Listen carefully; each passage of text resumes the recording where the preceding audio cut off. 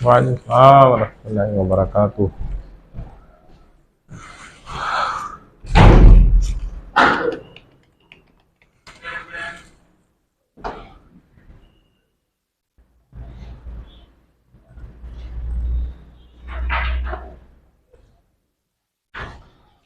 है जी, अल्हम्दुलिल्लाह वहदा वस्सलातु वस्सलामु अला मन ला नबिय्य बअदा, अम्मा बाद, औज़ु बिल्लाहि मिनश शैतानिर रजीम, बिस्मिल्लाहिर रहमानिर रहीम। हम्दन कसीरन तय्यिबन मुबारकन फी, रब्बिश रह ली सदरी व यस्सिर ली अमरी वहलुल उक़दतम मिन लिसानी यफ़क़हू क़ौली। रब्बी यस्सिर वला तुअस्सिर व तम्मिम बिल खैर व बिका नस्तईन या फ़त्ताहु या फ़त्ताहु या फ़त्ताह।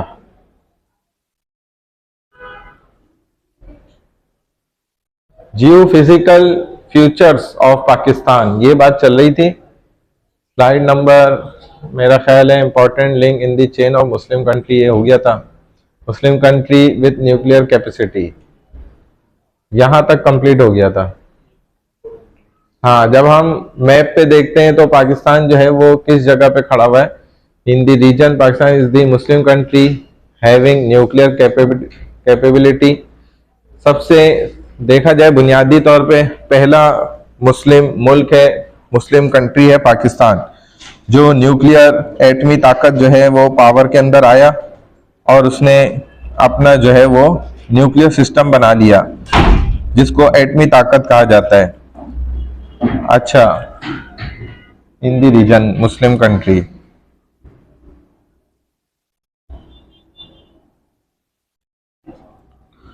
एटमी सलाहियत जो है वो पाकिस्तान को सबसे पहले हासिल हुई एशिया के अंदर देखा जाए।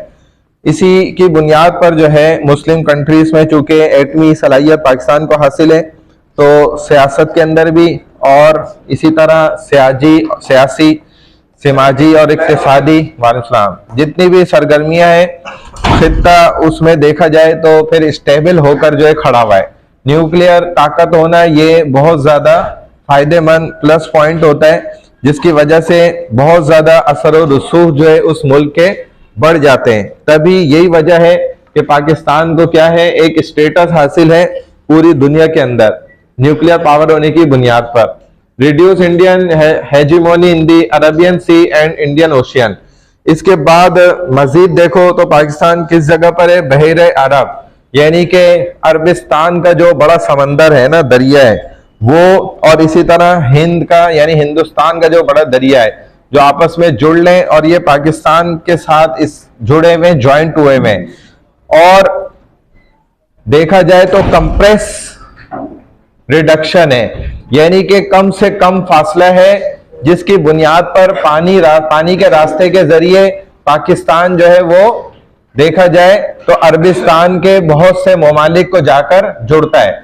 और ये कम रास्ता है, शॉर्ट डिस्टेंस जिसको कहा जाता है। दुनिया भर में इस तरह का शॉर्ट डिस्टेंस अगर किसी मुल्क को दूसरे मुल्क के साथ हासिल हो, पानी के रास्ते के जरिए भी या जमीनी रास्ते के जरिए या हवाई रास्ते के जरिए, तो ये प्लस पॉइंट होता है उनकी मईशत को बेहतर बनाने के लिए। यही वजह है कि मईशत बढ़ाने और अच्छे ताल्लुकात बनाने के लिए अरबिस्तान के कंट्रीज के साथ पाकिस्तान को एक अच्छा रास्ता पानी के जरिए हासिल है। ठीक है भाई, मोबाइल बंद कर दो, क्या हो गया, इतना क्या जरूरी काम है, दोनों हाथों से आप लगे हुए हो। इसी तरह पाकिस्तान जो है, इसके पास देखा जाए तो दो किस्म के इलाके हैं। फर्स्ट क्या है, रूरल एरियाज है, सेकंड अर्बन एरियाज हैं, यानी कि दही इलाके जिनको आप कहते हैं, देहाती इलाके आ जाए, और वालेकुम, दूसरा शहरी इलाके हैं। जितने भी हमारे देहात के वालेकुम इलाके हैं, उनके अंदर आपको हमेशा पॉपुलेशन कम मिलेगी, यानी कि वहां पर क्या होगी, आबादी हमेशा कम से कम होगी। इसी तरह वहां पर आपको मजदूर भी, चूंकि आबादी कम है, पॉपुलेशन, तो उसी एतबार से आपको लेबर भी शॉर्ट मिलेगी। इसी तरह आप देखें तो मईशत के और तरक्की करने वाले जितने भी आलात हैं, जराए हैं, सोर्सेस हैं, वो वहां पर बहुत कम तादाद के अंदर आपको मिलेंगी। लेकिन दूसरी तरफ चले जाए तो ऐसे इलाके हैं जहां पर आपको घनी आबादी मिलेगी, और वो क्या कहलाते हैं, अर्बन एरियाज, यानी कि शहरी इलाके। उधर आपको आबादी का तनासुब दही देहाती इलाकों के तनासुब से ज्यादा मिलेगा, यानी कि इधर पॉपुलेशन ज्यादा होगी, तो उसी एतबार से हुनरमंद लोग भी यहां पर आपको ज्यादा से ज्यादा मिल जाएंगे, मुयस्सर होंगे, लेबर आपको यहां पर ज्यादा मिलेगी, और तरक्की करने के वसाइल और असबाब जितने भी सोर्सेस हैं वो आपको शहरी इलाकों के अंदर ज्यादा से ज्यादा मिलेंगे। इसी वजह से यहां पर पॉपुलेशन ज्यादा होने की वजह से लोगों की आमदोरफ्त भी ज्यादा होगी, सरगर्मियां भी फिर ज्यादा से ज्यादा यहां पर आपको नजर आएंगी। ये दो इलाके हैं पाकिस्तान के अंदर जो मौजूद हैं। तीसरा कोई किस्म का इलाका इल्ला माशाल्लाह मौजूद हो तो हो। Administrative setup of Pakistan by cameral, Pakistan का जो एक इंतजामी तरीक़ेकार है, उसका जो एक उसूल है वो क्या है, इंतजामी सेटअप जिसको आप कहेंगे, एडमिनिस्ट्रेशन सेटअप ऑफ पाकिस्तान, वो दो तरीकों पर है, यानी कि दो तरह की ईवान है। एक कौमी ईवान असेंबली कहलाती है, दूसरी सेनेट, यानी कि बालाई ईवान असेंबली उसको कहा जाता है। यानी कि एक ऊपर के लेवल पर असेंबली है जिसको आप नेशनल असेंबली भी कहते हैं, और एक उससे नीचे है, ठीक है ना, जिसको आप क्या कहते हैं, सेनेट कहते हैं सिर्फ। तो ये सेनेट का होना और नेशनल असेंबली का होना, ये दो ईवान है जिनको हमारे यहाँ उर्दू में मुकन्ना, दो ईवानी कहा जाता है, दो ईवानी मुकन्ना इनको कहा जाता है यहां पर पाकिस्तानी रूल वाइज उर्दू की जबान के अंदर। तो सेनेट क्या है और इसी तरह नेशनल असेंबली क्या है, जिन दो सेटअप पर पाकिस्तान का पूरा इंतजाम इस वक्त जो है वो रन कर रहा है। तो ये दो ईवानों का जो मुकन्ना है, इसमें पहला ईवान ईवान बाला कहलाता है, यानी कि नेशनल असेंबली, और दूसरा कौमी असेंबली। ईवान बाला सॉरी सेनेट है और कौमी असेंबली नेशनल असेंबली है। ये साथ मिलकर जो है पाकिस्तान की पार्लियामेंट बनाती है। और कौमी असेंबली क्या करती है, ये दोनों ईवानों पर आ जाए, डिपेंडेंट एक मजलिस शूरा है, ये उसका काम करती है, और एक सियासी जमात को अपनी ये ईवान बनाने के लिए, यानी पूरे मुल्क को चलाने के लिए 137 सीटों का सेटअप बनाना पड़ता है। किधर 173 ना, 173 आगे पीछे हो गया है, ठीक है, 173 है, ये पीछे भी गुजरा है, यहां पर थोड़ी सी काउंटिंग आगे पीछे हो गई, इसको करेक्शन कर लेना। 173 173 सीटों का हासिल होना ये जरूरी है अगर आप अपनी मुकम्मल जो है वो जमात कि आप वो बनाना चाहते हैं, तो उसके लिए आपको 173 मिनिमम जो है ना सीटें आपकी टोटल होना जरूरी है। फिर आप क्या करेंगे, दोनों ईवानों के अंदर, सेनेट में भी और नेशनल असेंबली के अंदर भी अपनी हुकूमत कायम कर सकते हैं। अब देखें, पहला जो खित्ता है पाकिस्तान का सूबा बड़ा, वो खैबर पख्तूनख्वा, उसकी डिटेल आ रही है यहां पर, इसको देख लें। खैबर पख्तूनख्वा क्या है, पाकिस्तान के देखा जाए तो शुमाल के अंदर, नॉर्थ वेस्ट के अंदर मौजूद है, यानी कि शुमाली जात इलाका कहलाता है। ये कौन सा सूबा है जो पाकिस्तान के नॉर्थ वेस्ट के अंदर मौजूद है, केपीके के नाम से मशहूर है, ठीक है। Its total area is 28,773 square mile, 74,521 square kilometre, यानी कि कुल रकबा यहाँ पे आपको बता रहे हैं 28,773 मुरब्बा मील है, और किलोमीटर वाइज क्या है 74,521 है। केपीके की आबादी कितनी है?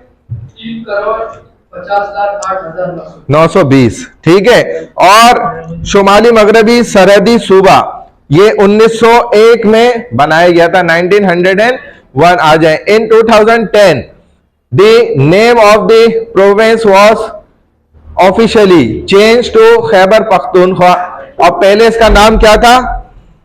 खैबर पख्तूनख्वा से NW, याद होना आपको जरूरी चाहिए, ये पता हो, ताकि आपको अगर MCQs में पूछा जाए तो वहां पर आप इसको बता सकें, लिख सकें। यहां पर एडमिनिस्ट्रेटिव सेटअप क्या है? खैबर पख्तूनख्वा केपीके के अंदर NWFP इसका प्रीवियस नेम है, पुराना नाम है। यहां पर जो इंतजामी उमूर का सिलसिला है, सेटअप है, the province of Khyber Pakhtunkhwa KPK after FATA merger consist at 7 division. FATA के इंजमाम यानी कि जोड़ देने के बाद केपीके के अंदर, उसके अंदर जम मर्ज कर देने के बाद, फाटा पहले इससे बिल्कुल सेपरेट था, जब से उसको इसके साथ इन्होंने अटैच किया तो उसके बाद से इसके कितने जिले बन गए? टोटल 60 डिवीजन पर ये डिस्ट्रीब्यूट हो गया, और जिले पाकिस्तान की तीसरी तरतीब वाली इंतजामी इकाई है। यानी कि देखा जाए पाकिस्तान की जो कंप्लीट टोटल सेटअप को अगर डिवाइड किया जाए, डिस्ट्रीब्यूट किया जाए, यानी कि इंतजामी उमूर को अगर डिस्ट्रीब्यूट किया जाए, जैसे आपके इकरा यूनिवर्सिटी में फ्लोर वाइज डिस्ट्रीब्यूट है, ठीक है, IT वाला यहीं से आ जाएगा, बुलाएंगे, एडमिनिस्ट्रेशन वाला यहीं से आ जाएगा, फर्स्ट फ्लोर से नहीं जरूरी है बुलाना, तो ये डिस्ट्रीब्यूशन है। इसी तरह पाकिस्तान के जो सूबे बने तो हर सूबे का अपना एक सेटअप बन गया, वहीं से उस सेटअप को चलाने के लिए जो एडमिनिस्ट्रेशन डिस्ट्रीब्यूट की गई, तो उसका तीसरा इंतजाम डिस्ट्रीब्यूशन का जो सेटअप का है बड़ा, वो इसके अंदर है, जिसको आप पढ़ लें केपीके के अंदर। और मजीद जिलों को तहसीलों में भी तकसीम किया गया है। यानी कि तहसीलदारी क्या होती है कि एक मिसाल के तौर पे इलाका ऐसा है जो शहर से कोसों दूर है, एक फासला है उसके अंदर, और शहर के अंदर मौजूद जितनी आसानियां हैं वो वहां पर मुयस्सर नहीं है, तो उसको एक तहसील जोड़ दिया, तहसील बना दिया, उसके साथ अगरचे और भी मजीद तहसीलें ऐसी छोटी छोटी या बड़ी जुड़ी हुई हैं, तो उसको तहसील का दर्जा दे दिया। सूबा खैबर पख्तूनख्वा में 34 अजला है टोटल आ जाए, और चित्राल रकबे के लिहाज से केपीके का सबसे बड़ा जिला है। सबसे बड़ा जिला इसके अंदर कौन सा है डिस्ट्रिक्ट? वो चित्राल का है। और तोरगर ये सबसे छोटा जिला है, ये आपको पता होना जरूरी है भाई, इधर मुतवज्जे हो जाए। सबसे छोटा जिला कौन सा है केपीके का? तो सुनोगे तो पता चलेगा ना, यूं कर रहे हो अल्लाह के बंदे। वो लोग बोल भी हैं तोरगर है, तब भी तुम नहीं जवाब दे रहे, तब भी यही कर रहे थे। तुरबत नहीं है, तोरगर। हाँ, तोड़ो पहले फिर घर। ये सबसे छोटा सूबा वो है, जिला है। रकबे के आबादी के लिहाज से यहां पर बात हो रही है। फिर तुम दोनों उंगलियों से शुरू हो गए अल्लाह के बंदे, एक उंगली इधर कर ले, एक उधर कर लो, तुम भी दोनों ही वहीं कर रहे हो। थोड़ा इधर भी समझ लो ना, थोड़ा जहन यहां भी तो रखो। अच्छा, इसके बाद नेक्स्ट जो है हमारे पास क्या है? गिलगित बल्तिस्तान। आ जाओ भाई। अच्छा, गिलगित बल्तिस्तान पाकिस्तान के शुमाली इलाके जात में मौजूद है। टोटल एरिया गिलगित बल्तिस्तान का 72,971 स्क्वायर किलोमीटर है। टोटल पॉपुलेशन इज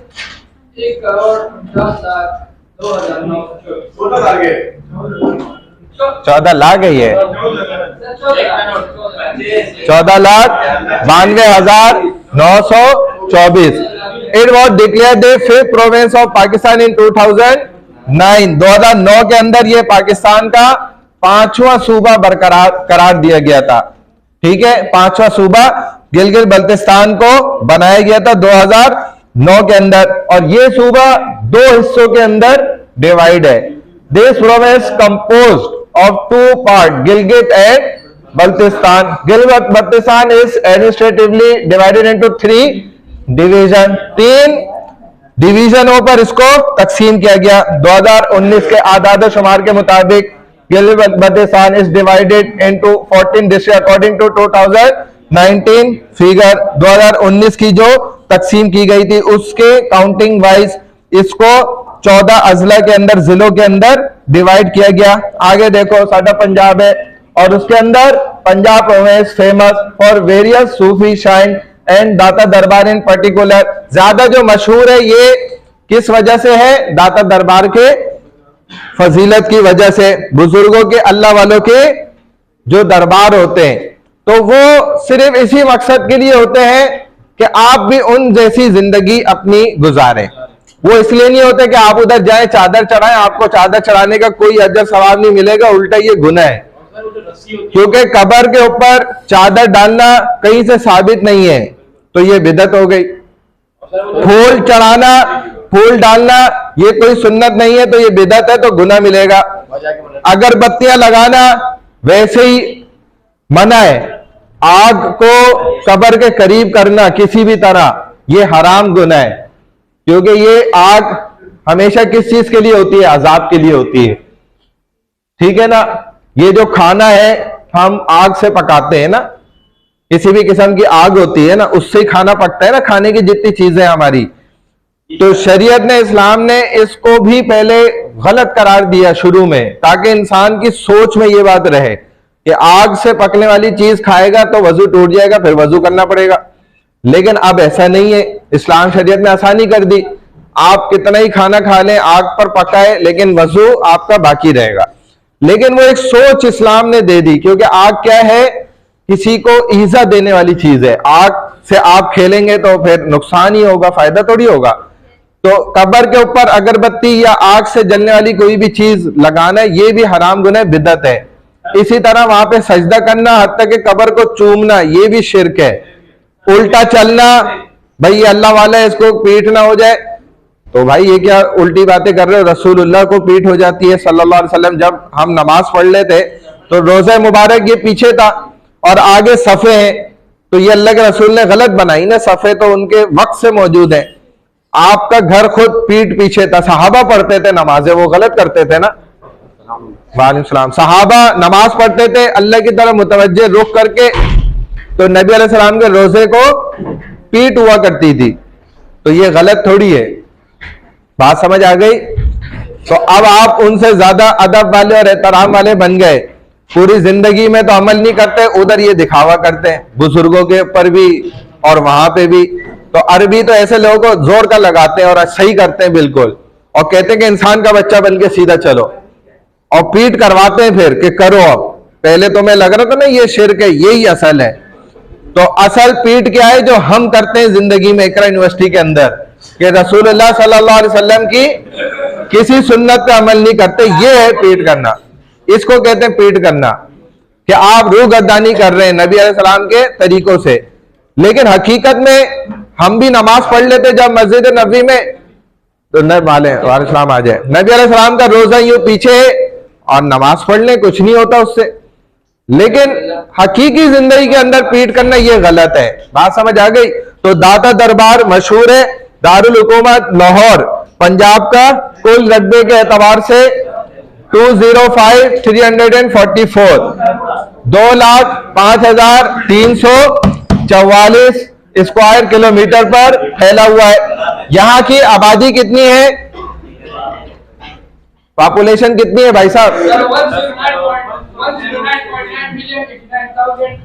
कितनी पॉपुलेशन लिखी हुई है? 109 क्या है? 1 करोड़ है, 1 लाख है, 10 लाख है, 1 करोड़, 1 करोड़ मिलियन, 10 मिलियन है ये। भाई रुक जाओ ना, 10 मिलियन है? नहीं 10 करोड़, 10 करोड़ रुक जाओ ना, ये 10 मिलियन बोल रहे हैं ना। पाकिस्तान की कुल आबादी कितनी है? टोटल पॉपुलेशन क्या है? सर वो किसी को नहीं पता, खामोश हो जाओ। कितनी आबादी है पाकिस्तान की? क्यों नहीं पता? तुम्हारे घर में कितने अफराद रहते हैं? वो पता है। क्या पता है बताओ? 15 लोग रहते हैं। नहीं तो चलो उसको ये तो पता है, तुम्हें मिला के 15 लोग हैं, तुम्हें मिलाकर है 15 लोग, तुम्हारे अलावा है, तुम्हें मिला के 15 लोग हैं। तो ये पाकिस्तान भी तो तुम्हारा घर है ना, तुम्हें पता होना चाहिए। 2017 की सेंसस के मुताबिक, मर्दमशुमारी के मुताबिक तो 22 करोड़ 70 लाख कुछ ऐसे थी तकरीबन, और अभी 2022 की हुई है मर्दमशुमारी, इसके मुताबिक कितनी है?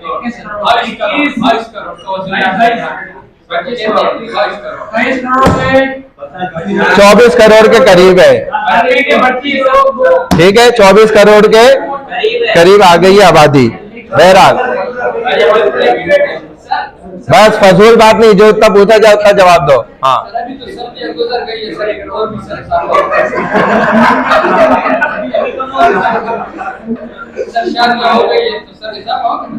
इजाफा तो उस दिन भी हो रहा था जिस दिन मर्दमशुमारी हो रही थी, और ये मर्दमशुमारी का उसूल है, कानून है कि जो बच्चा सुबह सूरज निकलने के बाद भी पैदा हुआ है वो काउंट नहीं किया जाता। यही तो, वो कहीं नहीं गया, अपने अम्मा अब्बा के पास ही रहे, कहीं जाने की जरूरत नहीं है उसको। तभी तो नहीं गिन रहे उसको। ये कानून है पाकिस्तान का कि पाकिस्तान में जब जिस दिन मर्दमशुमारी स्टार्ट हुई है ना, अब इसके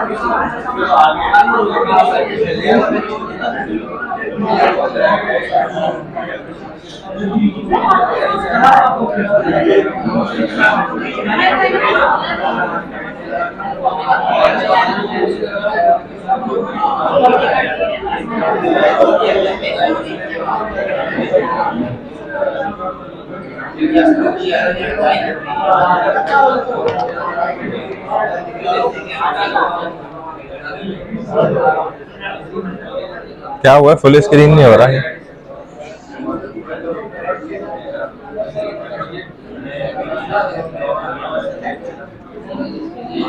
आ जाए, आ जाए।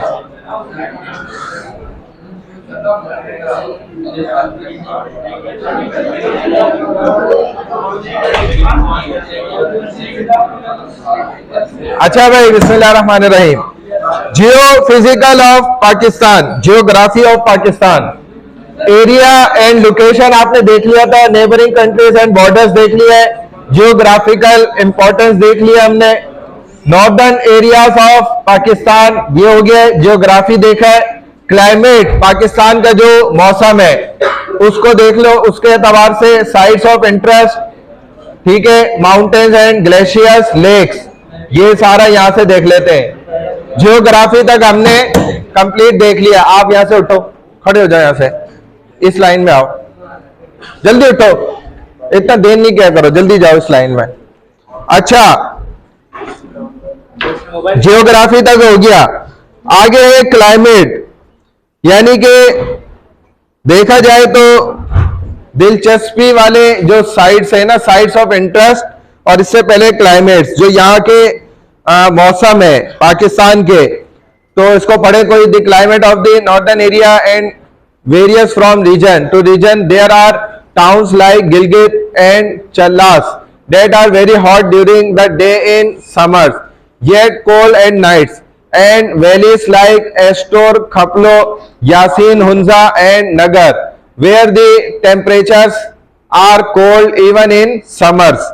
ये यहाँ का मौसम है। शुमाली इलाके जात की जो आबो हवा है ना, और खित्ते के लिहाज से ये डिफरेंट है, मुख्तलिफ है। गिलगित और चल्लास आपको पता है, लोग जो है वो ठंड के एतबार से और ग्रीनरी के एतबार से देखने के लिए पहुंचते हैं। जो गर्मियों में दिन के वक्त बहुत गर्म होते हैं, लेकिन रातों को सर्द होते हैं, और गर्मी चूंकि जितनी ज्यादा दिन में उधर होगी तो उतनी ज्यादा रात में ठंड हो जाएगी। और अल्लाह का निजाम भी उलट है, जब ऊपर जो है गर्मी हो रही होगी, यानी कि फिजा में, हवा में, और बंदा अगर जमीन के अंदर से पानी को हासिल करे, निकाले, तो वो ठंडा होगा, और अगर ऊपर ठंड है तो जमीन से निकालेगा तो वो गर्म हो जाएगा। लेकिन रातों को ये जगह गर्म है, और वादियां जैसे स्तौर, खपलो, यासीन और हुंजा और नगर, जहां दर्जा हरारत कम होता है, गर्मियों में भी सर्दी हो रही होती है। चूंकि ये बालाई और ऊंचाई के इलाके हैं, इस वजह से sites of interest, the northern areas are a major destination for foreign tourist, especially for serious mountaineers, because it is home to 5 of the 8,000 and more than 50, इसको आगे करो यार, क्या है, 50 peaks above, ये कहां चला गया, 50 peaks above 7,000 meter. Gilgit and Skardu are the two main hubs for all expedition to these mountains. ये कौन सी जगह है, दिलचस्पी की साइट्स हैं, जहां पर लोग ज्यादातर बाहर से भी घूमने फिरने के लिए आते हैं, वो यहाँ के टूरिज्म के लिए आते हैं। शुमाली इलाका जात गैर मुल्की सियाहों के लिए भी बहुत ज्यादा मशहूर है, वो इन जगहों को विजिट करने के लिए पहुंचते हैं। कोई पैमाओं के लिए एक बड़ी मंजिल है, क्योंकि ये 8,000 में से 5 और 7,000 मीटर से ऊपर की 50 से ज्यादा चोटियों का घर है। देखा जाए पूरी दुनिया में जो 50 ऊंची, लंबी या ऊंचाई के एतबार से बड़ी चोटियां हैं, उनमें से एक दिलचस्पी की हामिल ये जगह है। कौन सी जगह, क्या नाम है इसका, बताओ ना भाई।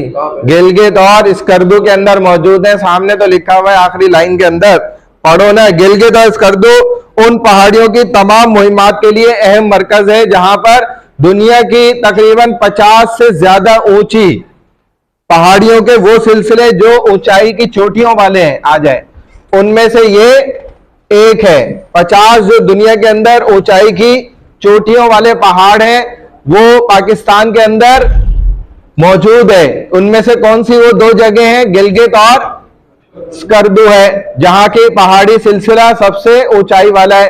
माउंटेन्स एंड ग्लेशियर्स, पहाड़ी सिलसिला और ग्लेशियर का सिलसिला। ग्लेशियर क्या है, जो बर्फ के तोदे जमा हो जाते हैं पहाड़ के ऊपर, यानी कि बर्फ गिरती है, उससे एक ग्लेशियर कायम हो जाता है। खुद जो है देखा जाए तो बर्फ का पहाड़ बन जाता है, ठीक है। और ठंड के मौसम में, ठंड के अयाम में, महीनों के अंदर ये बहुत मजबूत होते हैं ग्लेशियर। फिर जैसे जैसे वहां पर साल के एतबार से बहुत थोड़े अरसे के लिए गर्मी हल्की सी आती है तो ये पिघलने लग जाते हैं और फिर नहरों की शक्ल भी इख्तियार कर लेते हैं। फिर वो ठंडे पानी की भी झील बन सकती है या नहर बन सकती है और वो फायदेमंद, सेहतमंद भी होती है। तो ऐसी जगह भी पाकिस्तान के पास मौजूद है। बताने का ये मकसद है कि पाकिस्तान के पास हर चीज मौजूद है। दुनिया की 8000 मीटर से ऊपर चोटियों में से 5 पाकिस्तान के शुमाली इलाका जात के अंदर मौजूद है।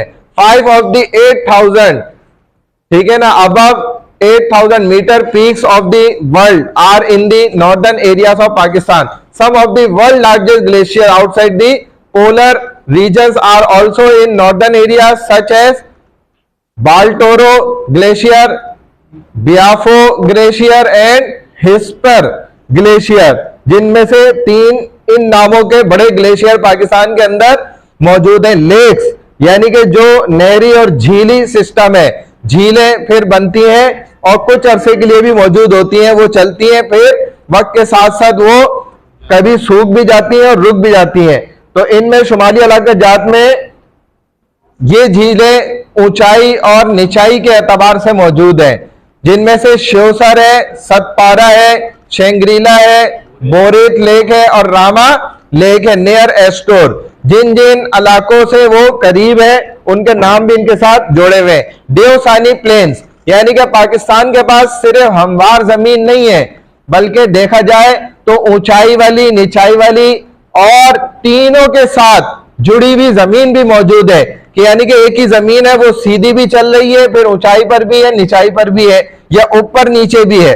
तो जंगलात के अंदर सीधी जमीन मौजूद होना ये अल्लाह की बहुत बड़ी नेमत होती है। पाकिस्तान के पास ऐसी जमीन भी मौजूद है जिसको देवसानी प्लेन्स कहा जाता है। देवसानी प्लेन्स क्या है? देवसानी के मैदान कहते हैं इनको। प्लेन्स मीन्स मैदान है उसके। देवसानी मैदानी दरख्तों की एक लकीर के ऊपर वाक़ है। Deosai plain is located above the tree line, यानी कि एक हमवार जमीन है ऐसी जंगल की जहां पर एक के बाद एक दरख्त लाइन से मौजूद है। The second highest plains of the world, देखा जाए सबसे ऊंचाई वाली प्लेन जमीन यानी कि हमवार जमीन जंगलाती एतबार से जिधर दरख्त ही दरख्त मौजूद है, दुनिया के दूसरे नंबर की पाकिस्तान के पास है। 4115 मीटर लंबी है, 13500 feet. Are in the south of Skardu में मौजूद है and in the east of the Astore valley for just over half the year between November and May. Deosai in is snow bound, ये एक थोड़ा सा वक्त ऐसा आता है, सिर्फ आधे से ज्यादा साल नवंबर और मई के दरमियान देवसानी बर्फ से ढकी रहती है। बाकी अरसे सारा का सारा क्या है, ये खुली रहती है और इससे लकड़ी भी हासिल की जाती है और वहां से गोंद भी मिलती है और बहुत सारी चीजें जो दरख्तों की बुनियादों से हासिल होती हैं। बहुत सी देखा जाए जड़ी बूटियां, दवाइयों के लिए खालिस इलाज मुआवजे की चीजें जो आप शहर के अंदर कभी भी नहीं देख सकते, आपको शहर में वो कभी भी नहीं मिलेंगी, लेकिन वहां पर मौजूद होती हैं और उनसे किया जाने वाला इलाज मरते दम तक चलता है, वो सही रहता है। यानी कि बंदे का जिस उस जड़ी बूटी से इलाज कर दिया गया तो वो बीमारी जड़ से खत्म हो जाती है और मरते दम तक उसको वो बीमारी दोबारा तंग नहीं करती, हर चीज खत्म होती है। लेकिन उसके लिए आपको एक्सपर्ट बंदा मिल जाए जो वाकई में इस काम को सही माना में जानता हो और वो आपका सही से इलाज कर दे। शुगर, ब्लड प्रेशर या इसी तरीके से और भी दिल की अमराज या और किसी को जो है वो फालिज है या कैंसर है और बड़े बड़े मौलिक, उनका इन जड़ी बूटियों से जो इन्हीं जगहों से हासिल होती है इलाज होता है। और हमारे सामने भी ऐसे लोग हैं कि उनका माशाल्लाह इलाज हुआ और अल्हम्दुलिल्लाह वो कामयाब। बिल्कुल सही, ठीक ठाक।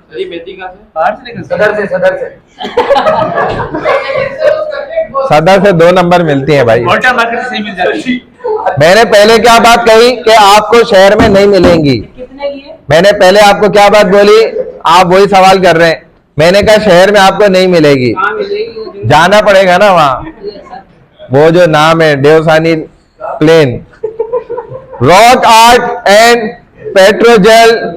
पेट्रोग्लाइफिस ठीक है भाई, रॉक आर्ट और पेट्रोग्लिफ्स। बेटा ढूंढना पड़ता है, ढूंढे बगैर कोई चीज नहीं मिलती। 13,500 ऊपर है। हाँ फीट, 13,500 फीट ऊंचाई पर है। सर लोग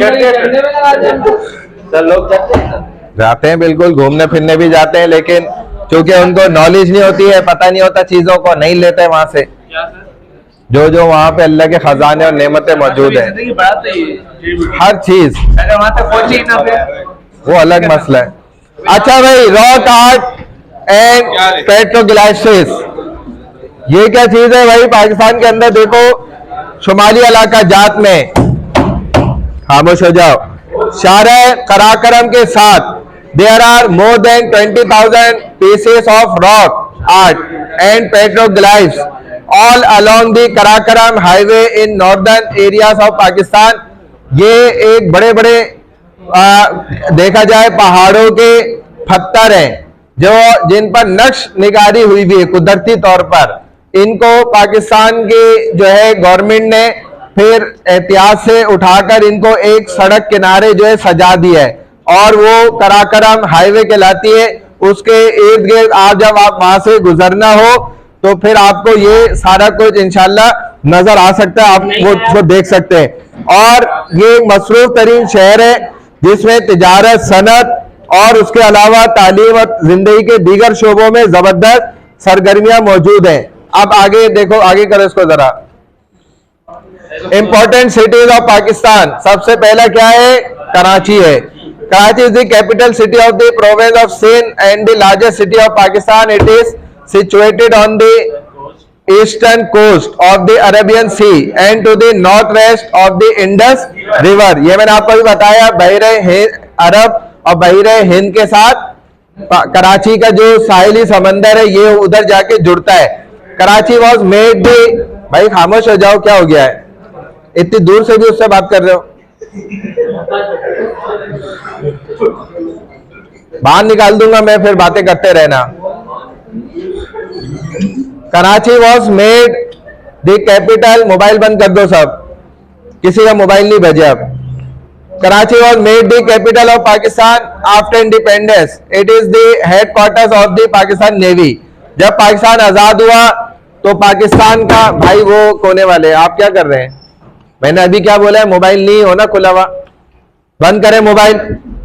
अच्छा, जब पाकिस्तान वजूद में आया उस वक्त पाकिस्तान का हेडक्वार्टर क्या था? कैपिटल कराची था, कराची के नाम से। और बड़े बड़े नेवी के और इसी तरह आर्मी के और भी बड़े हमारे फेडरल के या सिंध के भी जो ऑफिसेस थे वो कराची के अंदर मौजूद थे। उसकी वजह बुनियादी ये थी, यही साहिल समंदर कराची के साथ जुड़ा होना। फिर इसको आहिस्ता आहिस्ता जो है वो इस्लामाबाद को जब कैपिटल बनाया गया तो वहां पर शिफ्ट कर दिया गया। There are beautiful beaches at Sandspit. Shift क्यों किया सर? जी क्यों किया सर? समंदर किधर खूबसूरत है ना। भाई पाकिस्तान की जो है, खामोश हो जाओ, पाकिस्तान बहुत ज्यादा सियासत की नजर हुआ है, सियासी पहलुओं की वजह से किया गया था। There are beautiful beaches at Sandspit, Sonmiani and Hawks Bay. These places are excellent picnic resorts with their tranquil surrounding and provide an atmosphere to rest and relax। Karachi को जो है खुसूसन चूंकि पानी का हिस्सा जुड़ा हुआ है तो घूमने फिरने की भी चीजें वहां पर मौजूद है। और इस तरीके के ये पूरी एक पट्टी है लंबी चौड़ी, जिसमें से तकरीबन जो है आधी से ज्यादा आर्मी के पास है और जो बची हुई है वो आपके पास है।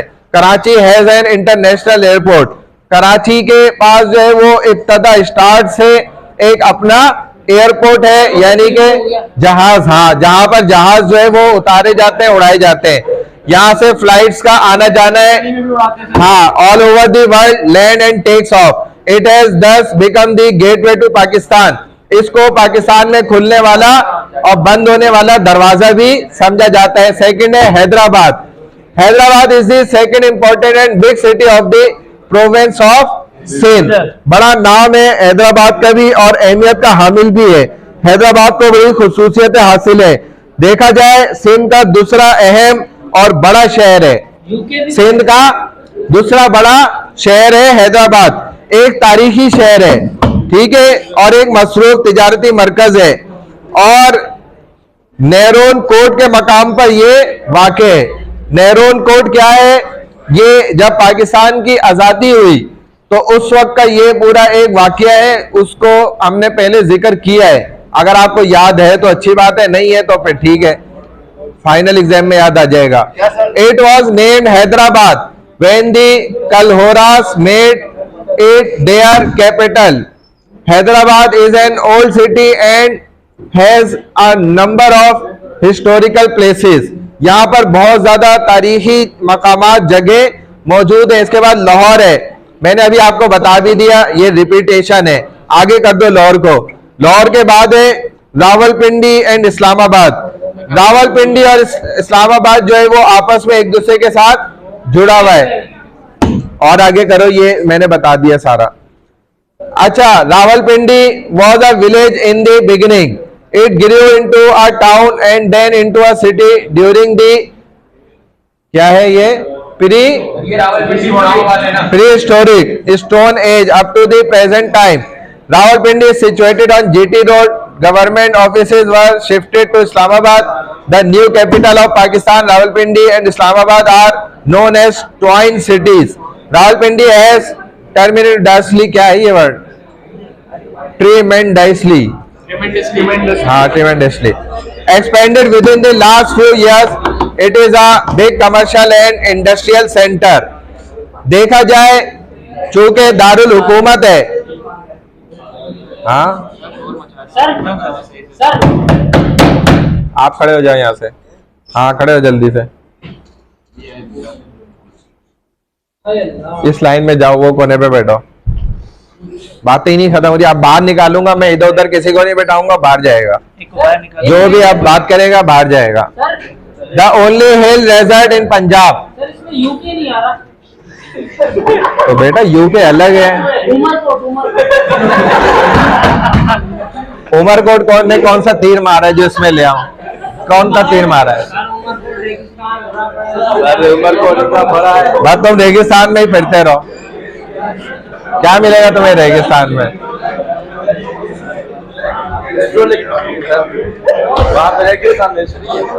हाँ, रेगिस्तान में क्या तारीख है? हीर रांझा की। मजा है Cold desert, huh? cold desert, warm desert, everything is there. तो वो उमरकोट के साथ थोड़ी जुड़ा हुआ है डेजर्ट। राजस्थान और उन इलाकों के साथ जुड़ा हुआ है। उमरकोट तो बाकायदा एक देखा जाए तो उसका देहात है और शहर भी है, दोनों चीजें। लेकिन मैंने वहां कोई सहरा नहीं देखा। तुमने कहां पे देखा उधर सहरा?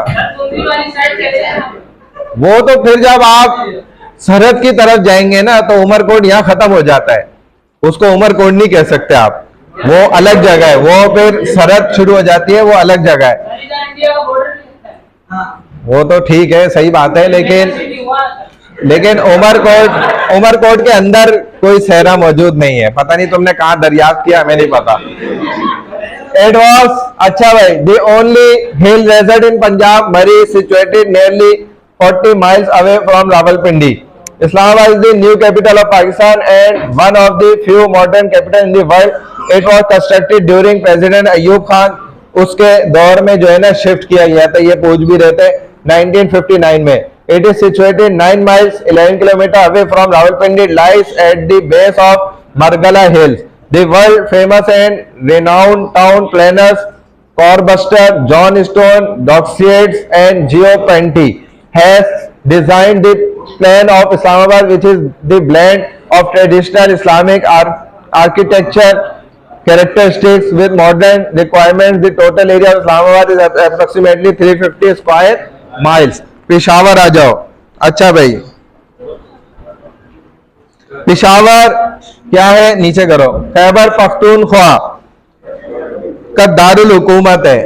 अगर उस तरफ से देखो केपीके का, तो एक कदीम शहर है, और कराची से तकरीबन 1100 किलोमीटर के फासले पर है। ठीक है, इतना इसका वो है रास्ता है। और दर्रे खैबर से चंद मील दूर होने की वजह से हाँ, it has a common border with Afghanistan and commands routes through Khyber pass to Kabul and Central Asia. देखा जाए तो अफगानिस्तान से करीबी रास्ता वो इसके जरिए से मौजूद है। कौन सा रास्ता जाता है भाई साहब? मोबाइल वाले खड़े हो जाओ, खड़े हो जाए आप जरा। हाँ हाँ, आप ही खड़े हो ना। आपको इंग्लिश भी नहीं पढ़ना आती, उर्दू भी नहीं पढ़ना आती, नजर भी नहीं आता आपको जब आपकी प्रेजेंटेशन हो, अभी आपसे सुना भी नहीं जा रहा। मैं तो सब लिख के दे देता हूँ एडमिनिस्ट्रेशन वालों को या शुएफेयर वालों को, भाई ये बच्चा क्यों इधर बिठाया हुआ है, इतना बड़ा और मोटा बच्चा। मोबाइल लेके आप पूरा शुरू से आप मोबाइल पे लगे हुए। अबे तो भाई कॉल ले लो या इधर हमारी क्लास ले लो, एक चीज लो, आप दोनों में लगे हुए।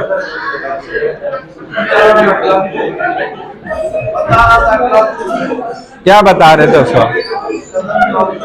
आप बताओ, ये पाकिस्तान को कौन सा रास्ता अफगानिस्तान से जोड़ता है? उमरकोट के अलावा कौन सा रास्ता जोड़ता है? अब ये फाइनल में आएगा, आप फेल हो जाएंगे, फिर आप बोलेंगे सर ने पढ़ाया सही नहीं था। क्या टाइम पढ़ा? कोई टाइम नहीं पढ़ा हुआ बेटा, कुछ भी नहीं है। 20 दिन ऐसे तुम्हारे मोबाइल में गुजर जाएंगे। छोड़ दो इसकी जान, उसको दो मोबाइल, वो कोने वाले को दो, उसको दो लॉक करके। अब ये निकले नहीं बाहर, वरना तुम्हें अंदर कर दूंगा मैं। ये निकला बाहर तो ठीक है भाई। अफगानिस्तान को पेशावर से जो ये बॉर्डर जुड़ना है, ये अफगानिस्तान को पाकिस्तान के रास्ते करीब तर जो है वो जोड़ता है। आगे चलो, ये इसमें कोई अहम बात नहीं, बता भी दिए मैंने। कोयटा की तरफ आ जाओ।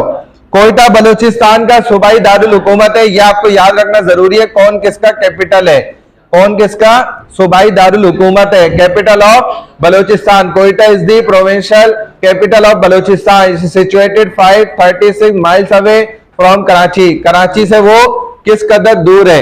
536 किलोमीटर दूर है। अब आपका मोबाइल लूंगा मैं। और it is situated at the Bolan Pass and occupies a highly strategic position. It is 5,500 feet 161 meters above the sea level, which has made it a hill resort. It gets its first snowfall with the arrival of the new year. Koita has a dry and chilly climate. It is very cold in winter and extremely pleasant in the summer. Hana Lake and Yurak Valley are picnic resorts near Koita. Koita is a famous military cantonment. The Staff College Koita is an excellent army institution. Other important cities जो पाकिस्तान के इसके अलावा जो शहर हैं जो बहुत ज्यादा मशहूर हैं, हाँ, besides the above mentioned city, there are number of other cities which hold important position. They include Gujranwala, Faisalabad, Multan, Sialkot and Sargodha. These cities are highly industrialized areas and are the busiest centers of trade and industry. Pakistan के जो और इसके अलावा मशहूर शहर हैं या इलाके हैं, उनके भी नाम यहाँ पे बताए। Pakistan can be divided into 6 major land forms. कोई स्टूडेंट आगे वाला इसको पढ़ो यार जरा, इंग्लिश पढ़े कोई। सर ये स्लोगन खेलने आगे वाला कोई, आप पढ़ लो, आप आगे वाले स्टूडेंट आप पढ़ो।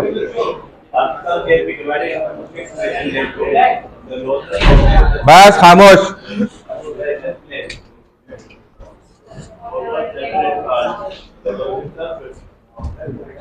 चले चले, हाँ।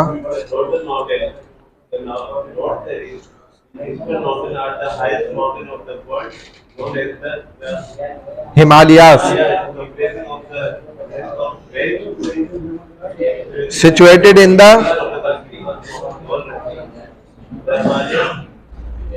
stretch like a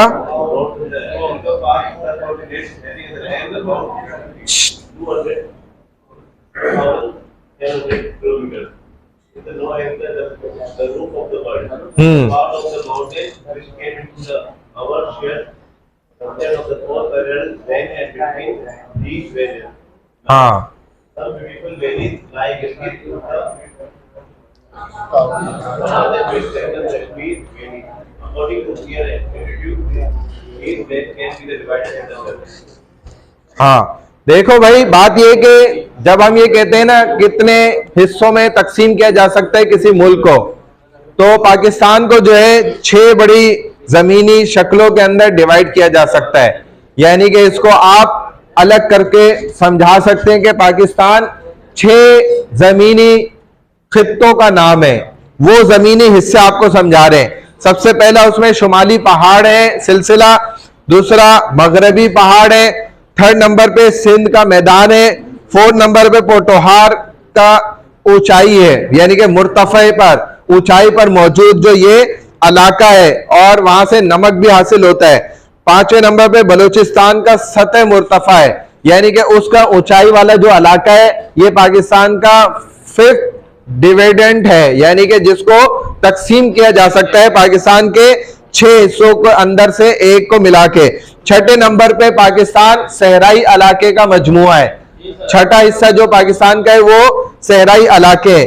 जो फर्स्ट है शुमाली पहाड़ी जात इलाका जिसको कहा जाता है, ये दुनिया के सबसे ऊंचे पहाड़ी इलाकों में से एक है, जिसको हिमालय के नाम से भी हम जानते हैं, जो हमारे मुल्क के शुमाल मशरिक में मौजूद है। वहां पर ये एक लंबा चौड़ा सिलसिला है जो हमें बहुत लंबाई तक लेकर जाता है, बहुत ज्यादा किलोमीटर पर ये फैला हुआ है, तकरीबन 2700 किलोमीटर, यानी कि 2700 किलोमीटर तक ये सारा का सारा एक के साथ दूसरी पहाड़ी सिलसिला जुड़ा हुआ है। इसे दुनिया की छत का नाम भी दिया जाता है, यानी कि दुनिया के एतबार से ऐसे सिलसिले बहुत कम मुल्कों के अंदर मौजूद हैं। पाकिस्तान को यह नेमत भी हासिल है। इस पहाड़ का जो हिस्सा हमारे हिस्से में आया है वो 4 मुतवाज़ी सिलसिलों पर मुश्तमिल है, यानी कि वो उसको भी 4 हिस्सों पे डिवाइड किया जा सकता है। इन सिलसिलों की जो बुलंदी है ना वो काफी ज्यादा है, जिसके एतबार से ये बहुत ज्यादा दुनिया भर के अंदर मशहूर है। जिन 4 सिलसिलों में ये डिवाइड होता है उनके नाम यहां पर देख लो, दी सब हिमालयास और सिवालिक रेंज, दी पीर पंजाल रेंज, और सी नंबर पर क्या है आगे, दी सेंट्रल हिमालयास, और डी नंबर जो लास्ट है दी कराकरम रेंज। इन चारों को तुम थोड़ा सा खुद देख के पढ़ लेना, समझ लेना, कोई ज्यादा इसमें डिटेल नहीं है। अच्छा, इसके आगे जो है सेकंड जो था पाकिस्तान के पहाड़ और उसके सिलसिले, जिसमें हमने कराकरम रेंज का भी जिक्र किया है, ठीक है, उसका भी जिक्र है। सेकंड नंबर पे है the western mountains. The Western Mountains consist of many parallel ranges and are not as high as the Northern Mountains. उनसे ज्यादा ऊंचे नहीं है ये सिलसिले। Western Mountains include the following ranges. सफेद को रेंजेस ये 3600 मीटर पर है। वजीरिस्तान हिल्स 1500 से 3000 मीटर तक है, और सुलेमान माउंटेन जो पहाड़ी सिलसिला है वो 600 मीटर तक है। किरथार हिल्स जो है वो 300 मीटर तक है। The Indus delta, Indus delta क्या है, ये इंडस डेल्टा ठट्टा सिंध के करीब से शुरू होता है, वहां से इसकी स्टार्टिंग है, और दरियाए सिंध तक ये जाता है, वहां जाके ये डिवाइड हो जाता है मुख्तलिफ शाखों के अंदर। बहरे अरब के पानी में भी ये शामिल होता है, और समंदरी डेल्टाक इलाका 36 से 45 किलोमीटर के दरमियान पर मौजूद है, तकरीबन इतना किलोमीटर पे ये है। ये तेज लहरों के दौरान डूब भी जाता है, और इससे मैंग्रोव की दलदलें भी हैं, क्योंकि ये पानी के करीब है ना ये इलाका। नहीं, ठट्टा नहीं, जो ठट्टा के करीब इंडस डेल्टा का इलाका है, जो तकरीबन 36 से, और उसको दलदली इलाका भी कहा जाता है, जिसकी ज्यादा जांच पड़ताल बहुत ज्यादा वो मछेरों को हासिल होती है। उनको पता होता है कि इस जगह पे हमें नहीं जाना, वरना यहाँ पर हमारी बोटें भी फंस जाएंगी, इधर इंसान भी फंस जाते हैं। तो ये दलदली इलाका है जो तकरीबन 36 से 45 किलोमीटर की लंबाई पर फैला हुआ है। ये तेज लहरों के दरमियान अक्सर जो है पानी की जद में आ जाता है, तो पानी इसको घेर लेता है और अपने अंदर छुपा देता है।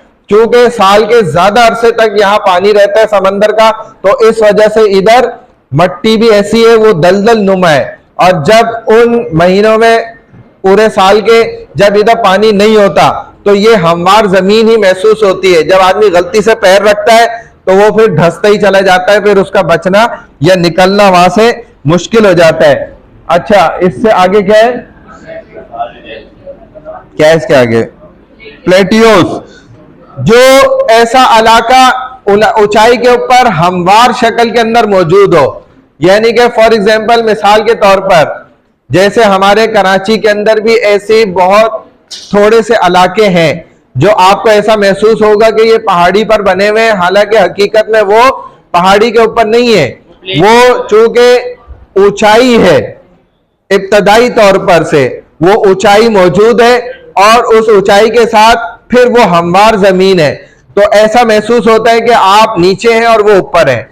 ठीक है ना, जिस तरह समंदर कराची का देखा जाए वो ऊपर है और जो आबादी है वो नीचे है, लेकिन ये अल्लाह की कुदरत है कि वो आबादी के ऊपर नहीं आ रहा, हालांकि पानी तो उभार की तरफ से नीचे की तरफ को जाता है, लेकिन ऐसा नहीं है, अल्लाह ने अपनी ताकत से उसको रोका हुआ है, तो ये अल्लाह की एक नेमत भी है। सतह मुर्तफा से निस्बतन हमवार जमीन का एक ऊंचा ये रास्ता है जो आमतौर पर कम से कम एक तरफ एक खड़ी ढलान से निचली जमीन पर अचानक जो है ना गिर रहा होता है। पहाड़ों का जो ये सिलसिला है ये ढलानों की तरफ बढ़ता है, यानी कि ऊंचाई के ऊपर मौजूद है और ढलान जहां पर निचाई हमें नजर आएगी तो ऐसा महसूस होगा कि ये रास्ता नीचे को उतर रहा है, तो ऐसी जगह को प्लेटियो कहा जाता है। ठीक है ना, समझ आ गई बात। सॉल्ट रेंज, नमक का जो खुफिया खजाना है, और नमक जो पाकिस्तान को हासिल होता है, सॉल्ट रेंज यानी कि एक ऐसी पट्टी जहां से बहुत ज्यादा मिकदार के अंदर पाकिस्तान को नमक हासिल होता है। सॉल्ट रेंज इलाके मशरिक में झेलम के करीब चोगी, हाँ क्या है ये, Jogi Tilla and Bakrala ridges and run south west to the north of the river Jhelum for some distance before turning north west to cross the Indus near Kalabagh. West of the Indus, the salt range continues south into the districts of Bannu and Dera Ismail Khan. The average height of the range is about 671 meter, but near Sakisar it rises to about 1525 meters above sea level. Large quantities of rock, salt and other minerals like gypsum and coal are found in the range. इसी सिलसिले के अंदर दो इसके अलावा चीजें और भी हासिल होती हैं। इस रेंज में पत्थर, नमक और दीगर मादनियात जैसे जिस्म और कोयला की बड़ी मिकदार भी पाई जाती है। अक्सर कोयला भी यहीं से हमें हासिल होता है। पोटवार प्लेट्यू, सॉल्ट रेंज के north of the salt range the area of Rawalpindi, Jhelum and Mianwali districts are known as Potwar Plateau. These areas have also an uneven surface. The height of this plateau area varies from 300 to 600 meter above sea level. A large part of plateau has been, अब आ रहे हो तुम इतना लंबा रोका police वाले ने तुम्हें, क्या हो गया भाई? पौने 11 से 1 बज गया, पौने 12 से 1 बज गया, 1.25 घंटा तुम्हें रोक के रखा उसने। फिर क्या किया? तो 1 घंटा फजूल बातें नहीं करो, पागल आदमी। जो देने का एक्सपीरियंस हमारे सबको बताओगे तो अजीब गंदा आदमी है, ऐसी बातें करो। अच्छा भाई, इतना देर पुलिस वालों के साथ नहीं ठहरा करो, वो सुन ली ना उसकी बात तुमने। बंदा वही बात करता है जो उसका एक्सपीरियंस होता है। गंदा आदमी है ये बात। अभी ये इसका मोबाइल ले लो, मोबाइल में लग गया ना ये, मोबाइल पकड़ो इसका। क्या चीज है हाथ में? मोबाइल लो। हाँ, ये जिसने अभी तफरीह मारी थी, हाँ देना नहीं अब इसको। आपका ही है ना मोबाइल, आपका है, बस ले लो, इससे ले लो मोबाइल। अच्छा, इतना देनी ठहरक रही है, अच्छे लोग नहीं होते, बस जान छुड़ाओ, पेपर रखो कंप्लीट, चेक कराओ, बोलो सर अस्सलाम वालेकुम, मैं अच्छा बच्चा हूं, जा रहा हूं, मुझे तंग नहीं करें। जब आपका पेपर पूरे होंगे फिर आपको पुलिस वाला नहीं तंग कर सकता, और आपको कानून पता हो तो। वो आपने बना ली है ना, हमने तो आज तक कॉल नहीं करी, और अल्हम्दुलिल्लाह हमें एक दफा भी हमसे किसी चीज में हमें नहीं पकड़ सके। आपको कानून पता हो। नहीं, दाढ़ी का नहीं कोई करते, वो उनको दाढ़ी वाड़ी से कोई ले देना नहीं है। जब उन्होंने रोकना है वो रोकेंगे, उन्होंने जो करना है वो करेंगे, लेकिन आपको आपके पास कागज होने चाहिए। दूसरा वही तो, आपकी चीजें कंप्लीट हो, आपकी चीजें कंप्लीट हो, अगर है फिर आपको कानून पता हो। दूसरे नंबर पे, अगर आपको कानून नहीं पता फिर तो आपको आसानी से फंसाएगा वो।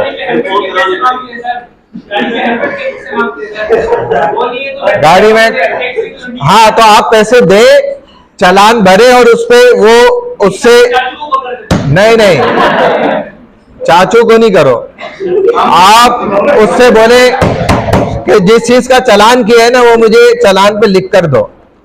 चालान के जब आप उसको पलटे ना, आप पढ़े लिखे जाहिल तो नहीं है, जब आप चालान को बैक पर देखे ना तो वहां पे पॉइंट्स लिखे हुए कि किस पॉइंट पे इसने चालान किया है, आप उसको बोले इधर टिक लगाओ। उधर ये पॉइंट मौजूद नहीं हो तो आप बोले आप हाथ से लिखें कि मैं गाड़ी चला रहा हूं, आप मुझ पे हेलमेट का चालान कर रहे हैं, और गाड़ी नंबर भी लिखवाए नीचे। कभी भी वो कह रहे हैं ना कि ऐसा चालान भी होता है, फिर देखे वो आपके पैसे आपको फौरन वापस करेगा, आपकी जान छोड़ देगा। उसको पता है, आपको कानून पता है। नहीं, अगर कंप्लीट है आपके पेपर, कंप्लीट इनकम्प्लीट है तो आप बड़ी आसानी से फंसेंगे, फिर आपको अपनी जान बचानी पड़ेगी।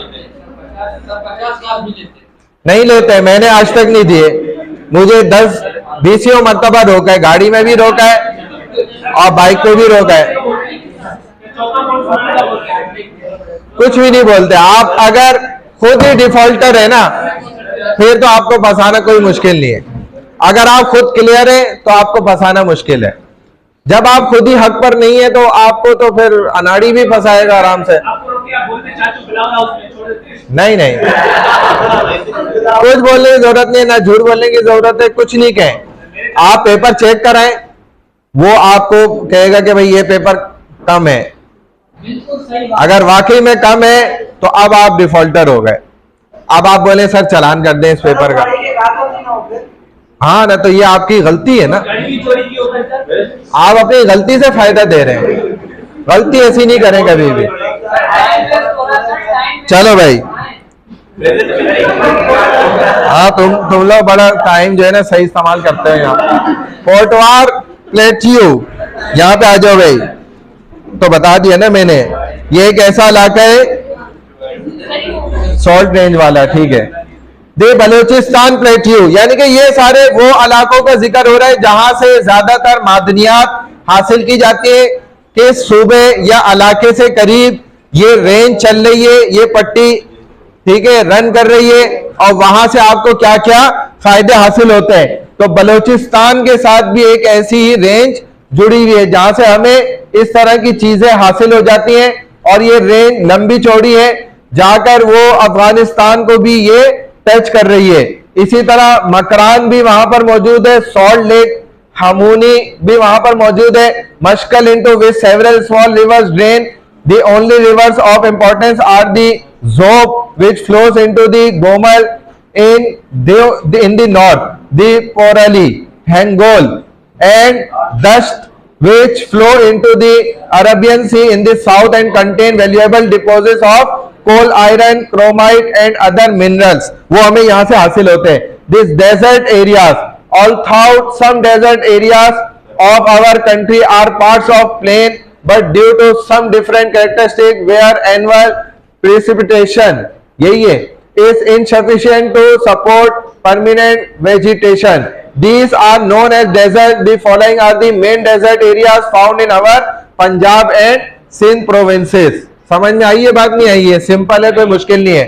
थल डेजर्ट, जो सहराई इलाके की ये बात कर रहा था, the area between rivers Indus and Jhelum is known as Sindh Sagar Doab. This includes the areas of Mianwali, Sargodha, Muzaffargarh and Dera Ghazi Khan district in the province of Punjab. ये इलाका वहां से उस तरफ से जुड़ता है। मैंने कितनी दफा मना किया, क्यों मोबाइल इस्तेमाल कर रहे हो? अब आइंदा जो है ना, अगली क्लास से सबके मोबाइल वहां रखवाऊंगा। यही इलाज है तुम लोगों का। मुझे आगे बिठाना, बैठाऊंगा ही नहीं मैं आगे किसी को भी बोले मुझे भी मोबाइल, क्योंकि आगे रखवाऊंगा ना सबके। गुम हो गया फिर। थल डेजर्ट हमारी जिम्मेदारी, इधर कैमरा लगा हुआ है बच्चे, सर वो उधर नहीं देखता। देखता है वो, सबको देख रहा है वो। तो होती है, बिल्कुल होती है। यहाँ भी आप कराना, यहाँ भी कराना डकैती, बिल्कुल होगी। यहाँ भी देखना कराना, फिर तुम्हें पता चल जाएगा। अच्छा भाई, इसी से आगे थल डेजर्ट है और चोलिस्तान डेजर्ट है। थल डेजर्ट कहाँ है? दरियाई सिंध और झेलम के दरमियान ये इलाका सिंध सागर दोआब के नाम से जाना जाता है, जिसको थल डेजर्ट कहा जाता है। चोलिस्तान डेजर्ट कहां पर मौजूद है? आगे करो। हमारे भावलपुर डिवीजन का जुनूबी सरहदी इलाका चोलिस्तान का नाम से मशहूर है। कहां पर है? भावलपुर से जुनूबी सरहदी इलाका जो चल रहा है, ये चोलिस्तान सहरा कहलाता है। राजपूताना सहरा का एक हिस्सा भी इसके साथ जुड़ा हुआ है। और यहां पर बारिशों की कमी की वजह से अनाज, गंदम वगैरह इस तरह की, और खुसूसन जानवरों की जो घास फूस होती है वो बहुत ज्यादा। करें, स्टार्ट करें। हाँ जी, वहां से खींचो इसका तार, वहां से आ ठीक है सर। चले स्टार्ट करें। Assalamu alaikum. My name is Vinod Kumar. Today we are here to give a presentation on current 5 major issues of Pakistan. Number 1, social problems, poverty. The rise in poverty in Pakistan influenced by a mix of economic, political and social factors. Economical challenges.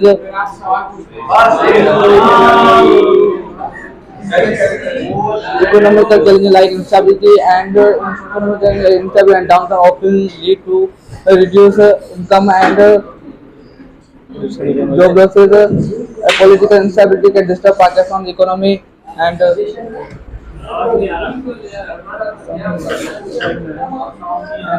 investment, natural disaster, strength, social development and equal distribution. वैसे बताओ उर्दू में क्या social problem है? Sir गुर्बत पाकिस्तान में किस वजह से बढ़ी है? एक पॉलिटिकल इश्यूज और इकोनॉमिक जो inequality economy and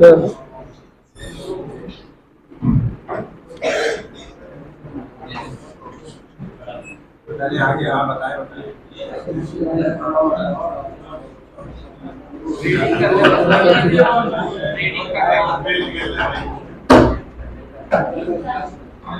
unequal distribution of resources and limited access to quality education contribute to disparity, security and global economic challenges.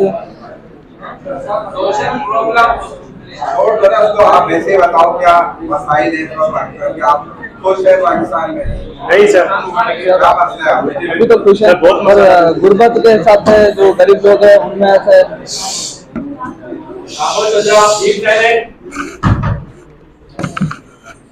गुर्बत कैसे बढ़ी? एक इकोनॉमी की वजह से और दूसरा जो पॉलिटिकल इंस्टेबिलिटी है उसकी वजह से।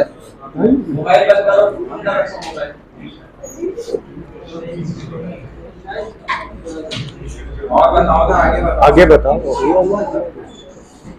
यार एंड और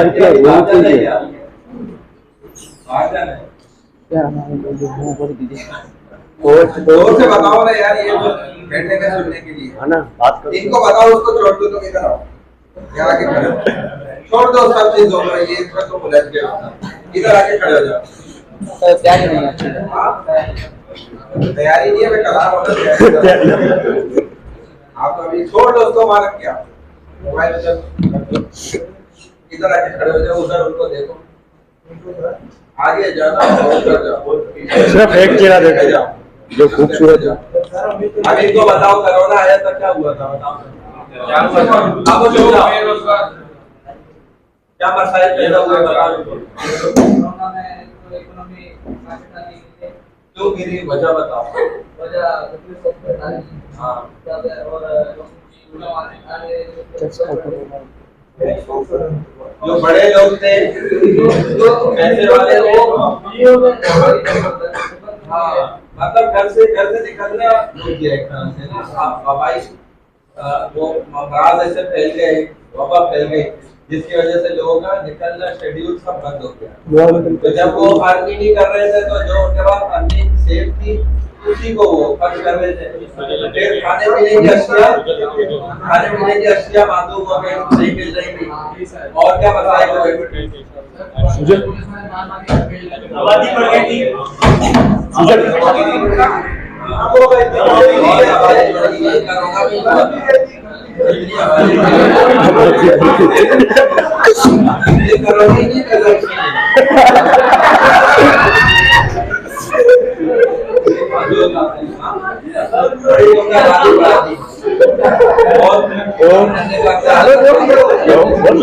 गया सर, इसका हो गया सर। आगे नेक्स्ट वाले सर ये जयशंकर तैयारी नहीं करी है तो नंबर नहीं मिलेंगे। नेक्स्ट यार दोबारा तैयारी करके दो, फाइनल से पहले देगी ना। अरे चलो तमीज से दिया करो प्रेजेंटेशन, बैठ जाओ। आगे कॉल है रमेश, कोई ये बात करो, ये ना इतना आसानी से नहीं काम होने वाला है। जोर से बात करो तो ये काम होगा। Second major issue, human rights violations. What are the human rights violations? Human rights violations can occur when any states or non-states actor abuse or range human rights, including civil, culture, social and economic rights. Furthermore, violations can occur when any states or non-states, branches any parts of ODA treaty or international human rights or humanities law. Mobile लो, क्यों नहीं लिया mobile अभी? भाई उर्दू में समझा क्या बोला।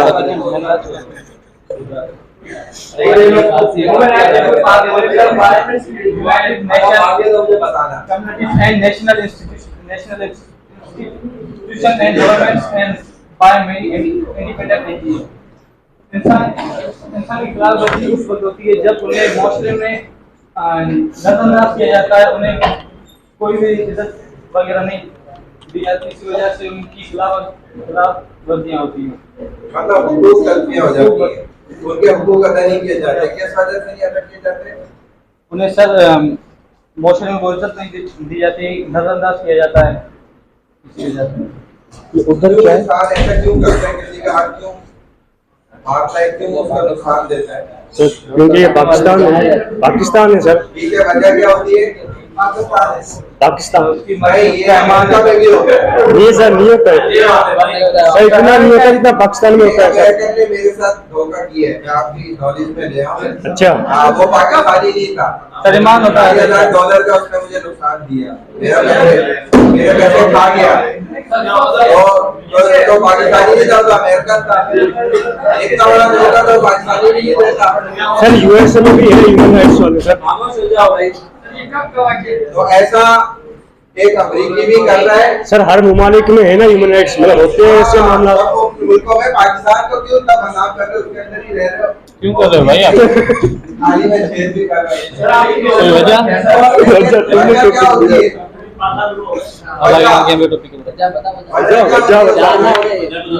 सर है क्या? पीछे वजह क्या होती है? किसी के हक को आदमी क्यों खाता है? सर है क्या ईमान होता है अपना? हाँ? सर अपना ईमान होता है एक का, लालच होती है। लालच होती है सर। हाँ, लालच के पीछे और पाकिस्तानियों में ज्यादा लालच है सर। आदमी जाया जाया कर देता है सर। लालची सिर्फ पाकिस्तानी नहीं है, बड़ी मामला है। इंडिया भर के अंदर हर ग्रुप में ऐसे लोग मौजूद हैं। हाँ, वो अपनी मजबूरियां खुद बना देते हैं।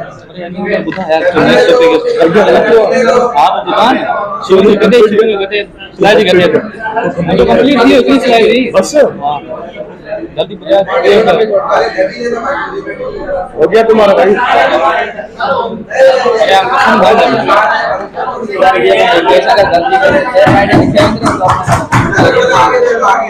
सर इसका हो गया थोड़ा जोर से दो ना यार, समझ नहीं आ रही। सर मैंने दीन सर ये सबको मालूम है लीडरशिप पाकिस्तान में है ही नहीं बिल्कुल भी। क्या चीज चल रहा है अभी? क्यों नहीं है, समझाओ बताएं। क्या बात है थोड़े आप अपना बताएं, क्या बताएं। सर वजह यही है पॉलिटिकल जो पार्टीज है एक दूसरे को आने नहीं दे रही। हर किसी को खुद को करप्शन करनी है। वो चाहते हैं कि हम पाकिस्तान में रहते हैं, वो चाहते हैं हम रहते हैं। जैसे पीपल्स पार्टी है, नवाज शरीफ आ गया अभी पाकिस्तान, सारे सोशल मीडिया को दिखाना बंद कर दिया है उसको। पहले जो सोशल मीडिया उसको चोर बोलती थी, अभी वही बोलती है कि अभी ये जो पाकिस्तान को सुधारेगा। सारी आपने जॉब क्या लिखा है, जॉब? हाँ सर मैं इसमें भी आ रहा हूँ सर मैं सारों पे आ रहा हूँ सर, आ रहा हूँ सब पे आ रहा हूँ सर। जैसे देखें अभी लीडरशिप नहीं है कोई भी, अभी निगरानी हुकूमत चल रही है। तो कोई भी जो फॉरेनर इन्वेस्टर है यहाँ जो है सो मैन्युफैक्चर है पाकिस्तान में, सारों ने अपना जो है सो यूनिट बंद कर दिए, इसलिए क्योंकि लीडरशिप नहीं है, आगे नुकसान होगा उन लोगों को। तो इसलिए सारी जो जॉब्स है, एजुकेशन पे इफेक्ट हुआ है, पॉवर्टी गरीब भी जो है सो हो गई है, और क्या है सोशल इनइक्वालिटी, ये जो सारे सर गवर्नमेंट की वजह से हुए हैं अभी पाकिस्तान में। सारे मामलात जो है सियासी जो है पाकिस्तान में स्टेबल नहीं है, बहुत सालों से नहीं है सर। जो भी हुकूमत आती है 3 साल 2 साल, उसके बाद जो है सो दूसरा आता है, बोलता है अभी हम आएंगे। और अभी जो पार्टीज भी सारे इकट्ठा हो गई हैं। और सर लीडरशिप जो है ना क्राइसिस क्यों होते हैं? जैसे 5वीं फेल वाले आ जाते हैं एजुकेशन मिनिस्टर बनने, ठीक है, 10वीं फेल प्राइम मिनिस्टर बन जाते हैं। इस वजह से जो है सो प्रॉपर एजुकेशन नहीं होती उन्होंने, और जो है सो डेवलपमेंट नहीं होती। इस वजह से जो है सो सर वो पाकिस्तान को चला रहे हैं। Thank you.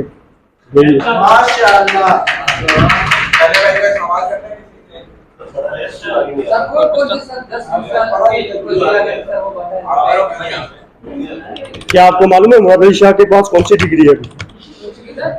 मुराद अली शाह के पास, मुराद अली शाह सीएम है जो सिंध का भाई।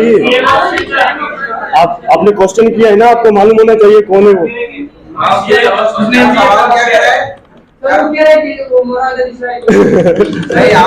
आपने सवाल क्या किया है?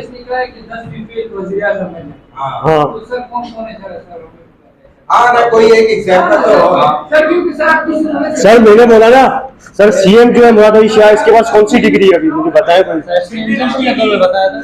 मैंने मिसाल नहीं दिया ये पाकिस्तान की कोई मिसाल नहीं है। बात जो है ना थोड़ा सा इनकम्प्लीट है।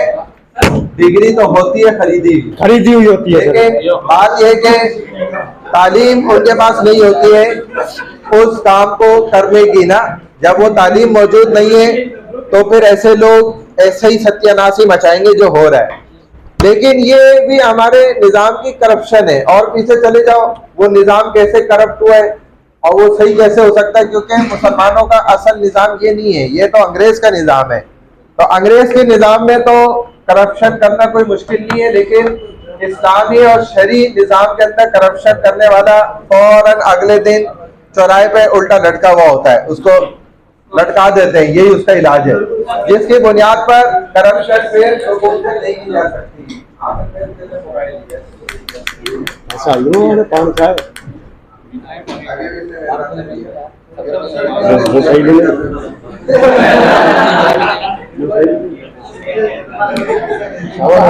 तैयारी हुई है, दी हुई से उर्दू में तैयारी की।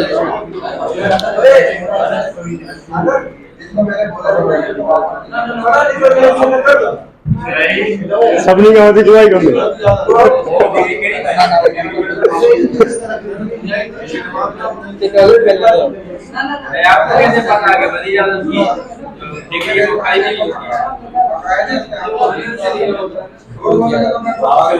हाँ सवाल पूछे सवाल पूछे। क्या पूछे आप? पूछे, खड़े हो जाए, पूछे। तुम बैठो।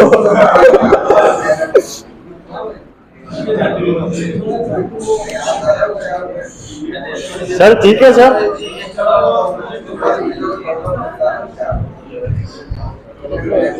जाओ ना थोड़ी कंफ्यूजन है यार इस बात में। सुनो सर, सवाल पूछो। हाँ पूछो लीडरशिप में जो भी मेरे आईडी दो, आईडी आप मेरे से ज्यादा होशियार है ना, मैं अब आपको बताता हूँ होशियारी क्या होती है। हाँ करो, सवाल करो। आईडी दो, आईडी। ये असली जानी आप कह रहे हैं कि बच्चाती कहाँ से बनती है? मुझे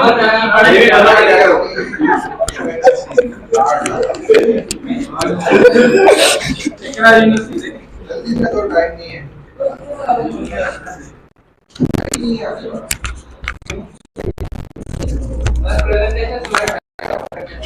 हो गई ना, कंप्लीट हो गई। और आपको बता रहे हैं। अभी भी मौका है। एक ही स्लाइड दी। है तो दे दो। हाँ सोचो सवाल पूछ लो सर। ओ माय होगा मुझे तो आगे देखना चाहिए। अरे बताए ना देने पर या उस मामले पर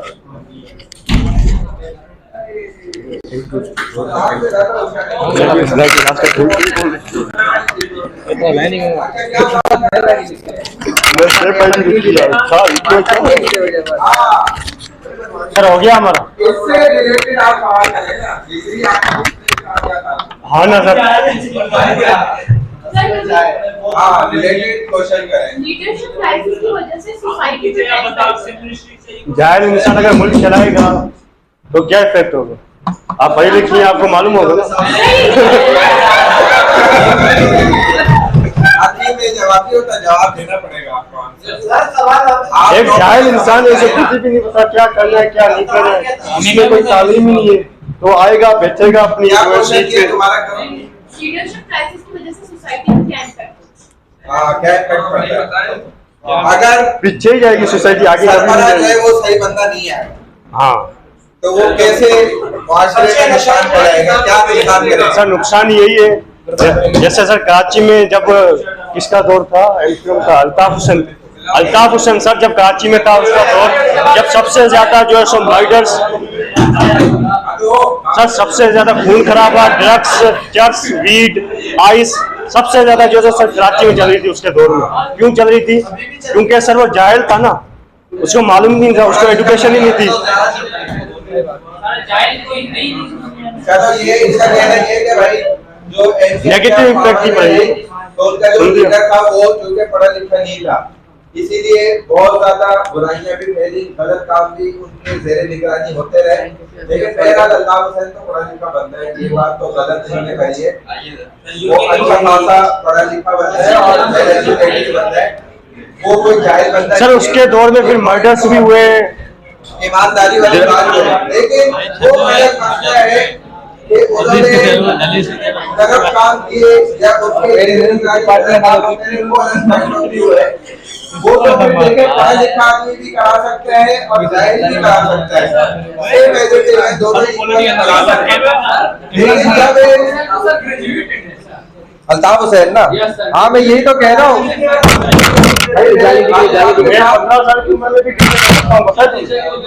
हमारे वालिद साहब के पास भी आता था, बैठता था साथ में, पढ़ा लिखा बंदा था, मेरे वालिद बताते हैं। लेकिन मसला ये है कि इसके लिए आदमी पढ़ा लिखा हो या ना हो, जब वो गलत काम करते हैं तो वो पढ़ा लिखा ज्यादा अच्छे से गलत काम करेगा। असल मसला बात वही आ जाती है ईमानदारी की, और वो शरीयत के निजाम के अंदर है। जब आप नेक लोगों को और ईमानदार लोगों को क्राइटेरिया बनाएंगे, फिर वो चाहे जाहिल भी हो, पढ़े लिखे ना भी हो, वो काम अच्छा कर देंगे। लेकिन अगर, इसीलिए पाकिस्तान के कानून में अमीन होना शर्त है, ईमानदार होना, पढ़ा लिखा होना कोई माना नहीं रखता। बन सकता है वज़ीर आज़म भी बन जाएगा, सदर भी बन जाएगा, लेकिन अगर वो अमीन है नहीं है, मसला हमारा इधर आता है। तो असल ईमानदार और अमीन लोग अगर रखे जाए ना, जो कि सिर्फ दीनदार लोग हो सकते हैं, दुनियादार लोग अमीन होने का बहाना तो बना सकते हैं, लेकिन वो हकीकत में अमीन नहीं हो सकते।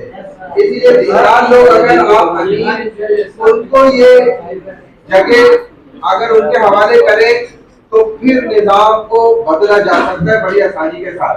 और अगर आप ईमानदार लोग और दीनदार लोगों को नहीं आगे लेकर आएंगे और जो आगे बढ़ता है उसको गालियां देंगे, बुरा भला कहेंगे, आप भले मजहबी जमात इस्लामी को दें वोट, आप चाहे मौलवी फजल रहमान साहब की जमात को वोट दें या लब्बैक वालों को दें, इसके अलावा तो कोई भी नहीं समझ आता कि किसी को आप दें। सर सर मेरी बात सुनिए सर। देखिए बात ये है कि हमारी तो कोशिश ये है कि इस्लामी और शरीय निज़ाम को कायम करना सर, खिलाफत के निज़ाम को लेकर आना, उसी निज़ाम के अंदर बरकत है, उसके अलावा सर आप सच्चे हुए और आपकी पूरी टीम आप तो कुछ नहीं कर सकते। हम कर सकते हैं उसके बाद इख्तियारात हो। सर बात तो सुन ले सर, अभी जो इलेक्शन आ रही है इस पर आप क्या कहना चाहिए? इलेक्शन आ रहे हो जाएंगे सर, उसमें क्या नहीं, इस पे आपकी क्या राय है सर? क्या होना चाहिए, किसको आना चाहिए, किसको नहीं? भाई किसी भी मजहबी जमात को ही लाने की कोशिश करनी चाहिए। कराची में तो जमात इस्लामी को लाना चाहिए। जमात इस्लामी सही है, जमात इस्लामी इधर काम भी करती है और उनकी असल काविशें भी हैं, नजर भी आती है। हर इलाके में अलग अलग हिसाब किताब है, हर जगह में अलग हिसाब किताब है। बैठ जाओ, थैंक यू सर। ठीक है, हर जगह एक जैसा हिसाब किताब नहीं है कि पूरे पाकिस्तान के अंदर ही जमात इस्लामी को लाया जाए। अच्छा, इसके अलावा कोई है स्टूडेंट जिसकी प्रेजेंटेशन रह गई है? क्या ग्रुप नंबर क्या है? हो गई ना? और कोई है स्टूडेंट?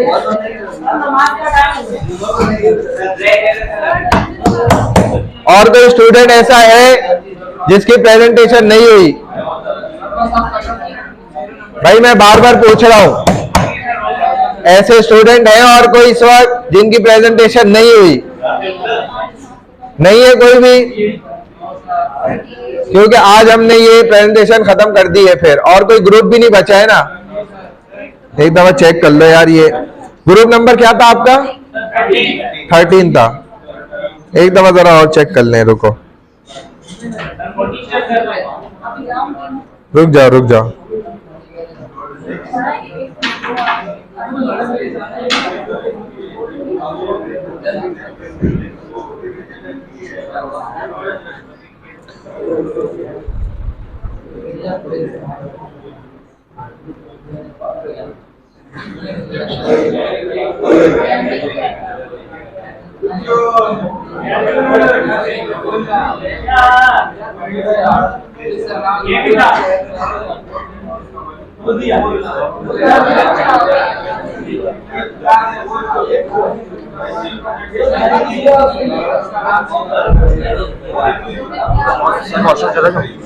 जाए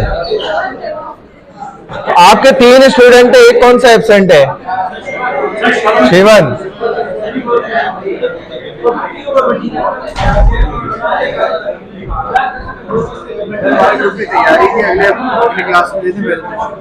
नहीं, अब टाइम नहीं है, अभी दे दो बस, आ जाओ, टाइम तो है। हाँ लिख दिया, यही है ना जो स्पेलिंग मैंने ग्रुप में डाली है। हाँ लिख दे।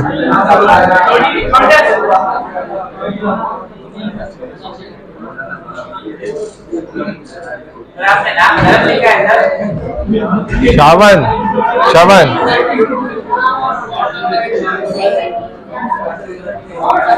ये माउस कहाँ करा है इन्होंने? पीछे गिरा है।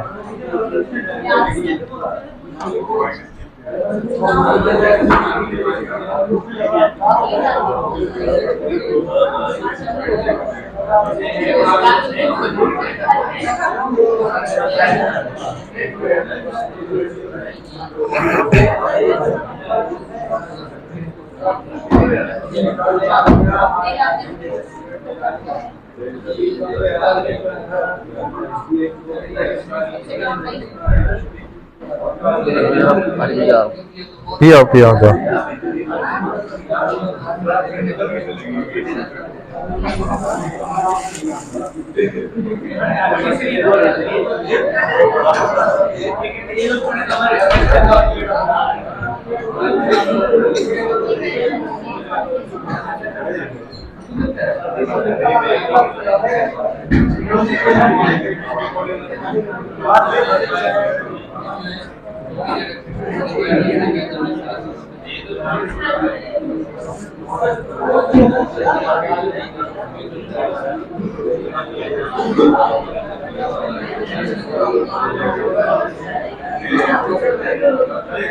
मुस्कान, मुस्कान है? नहीं नहीं, अटेंडेंस के लिए पूछ रहा हूँ। मुस्कान नहीं है।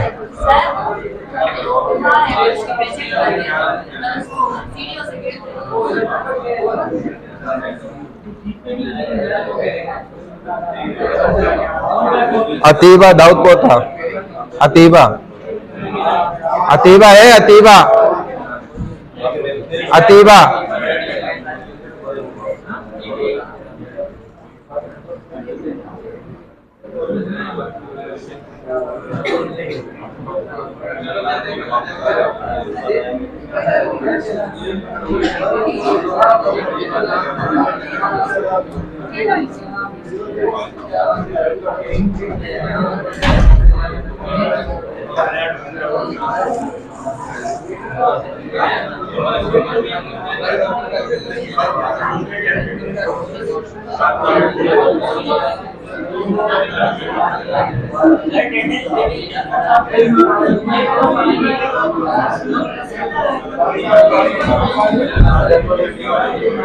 चल ही नहीं रहा इसमें सैप, क्या होगा?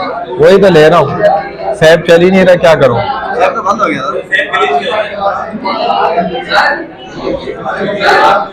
जी, सैप नहीं चल रहा।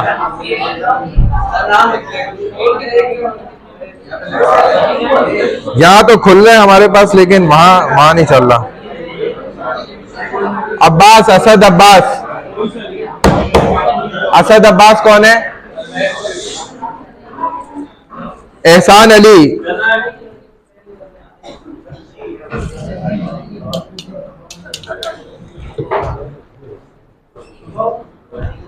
जिशान अली, शिजान अली, शिजान तुम हो।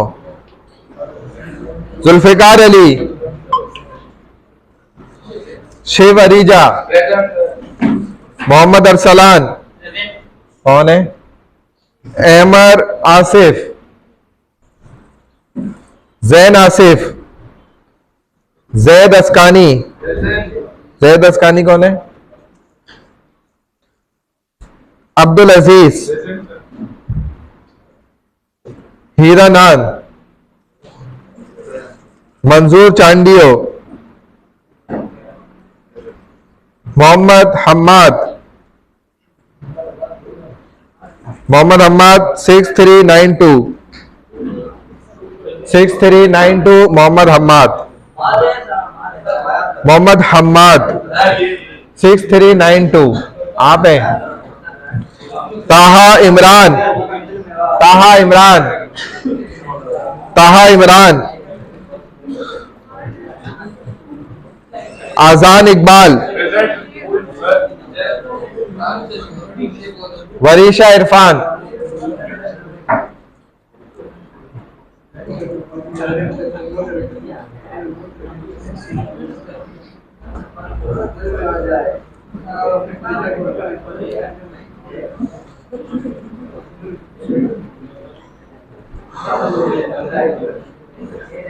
आप मोहम्मद हम्माद हैं। प्रीत करीरा, बरखा खत्री, बरखा आप हैं। आनंद कुमार, दानिश कुमार, ज्योतिष कुमार। कहाँ है ज्योतिष? पीयूष कुमार, पीयूष। श्रवण कुमार, ये नहीं आया हुआ ना। सुज्जल कुमार,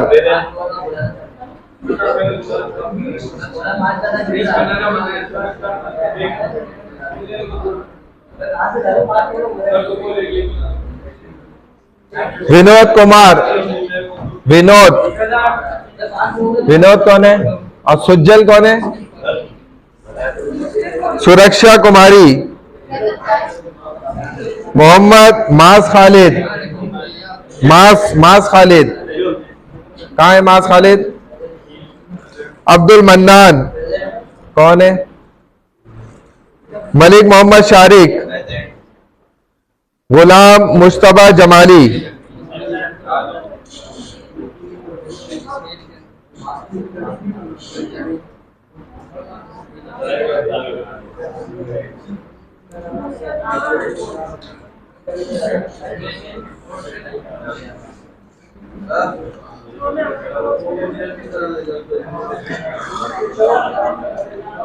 मलिक मोहम्मद शारिक कौन है? आप है। गुलाम जमाली, गुलाम मुस्तफा जमाली, जहाबिया, जहाबिया,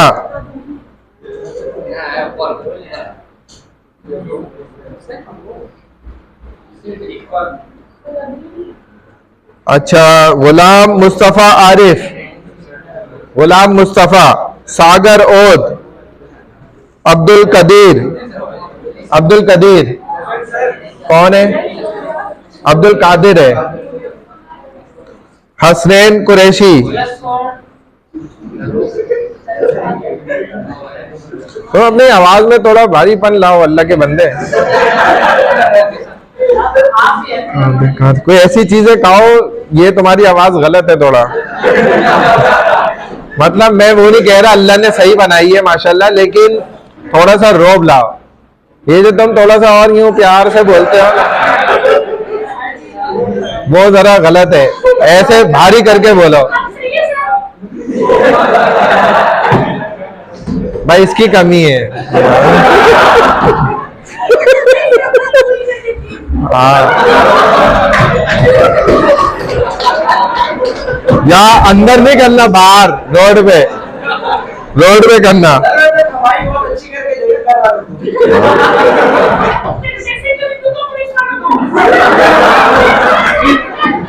प्रैक्टिस है ना इसको। गुलाम मुस्तफा था, गुलाम मुस्तफा नहीं है ना? अच्छा, अब्दुल कादिर है, हसनैन कुरैशी, अब्दुल रबी, यार ये इसकी गलती से लग गई थी, सही कर। हाँ, अब्दुल रबी तो है ना, हसनैन कुरैशी नहीं है।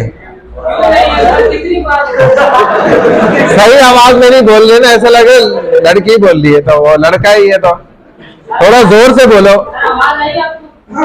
आवाज तो आ रही है शक वाली। यही तो समझाइए तुम्हें बात। ये लो, जाना कोई आ रहा है तुम्हारा फोन, ये जाना का आ रहा है फोन, जरूरी तो नहीं है ना? जरूरी तो नहीं है?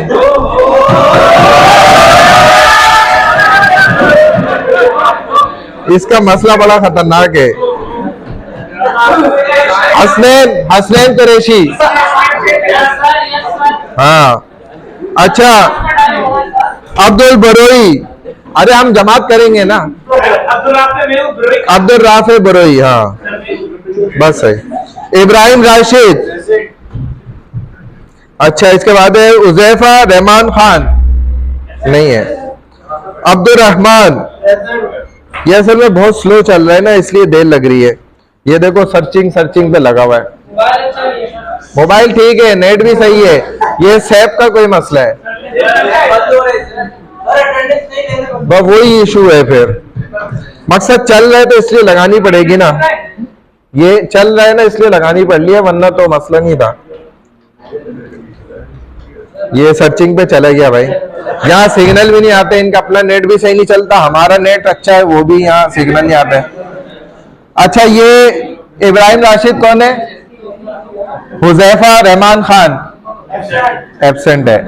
अब्दुल रहमान, दो है अब्दुल रहमान। उवैस सज्जाद,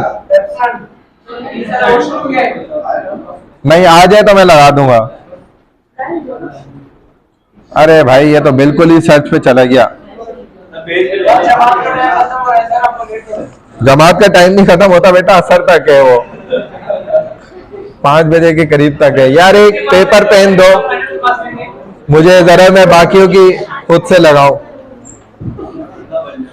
पेपर पेन दो एक, क्योंकि ये बिल्कुल सर्च पे ही लगा हुआ है। नमाज पढ़े जहाँ पे आप पैदल नमाज से अटेंडेंस नहीं। वो अल्लाह के लिए पढ़ो, बस अल्लाह देता है। पेन दो एक यार, पेन निकालो, पेन पेन निकालो, पेन। सर पेन ही नहीं लाया। पढ़े लिखे बच्चे सर। अच्छा, अब्दुल रबी के बाद बरोही हो गया, इब्राहिम, राशिद इब्राहिम, ये हो गए। हुजैफा,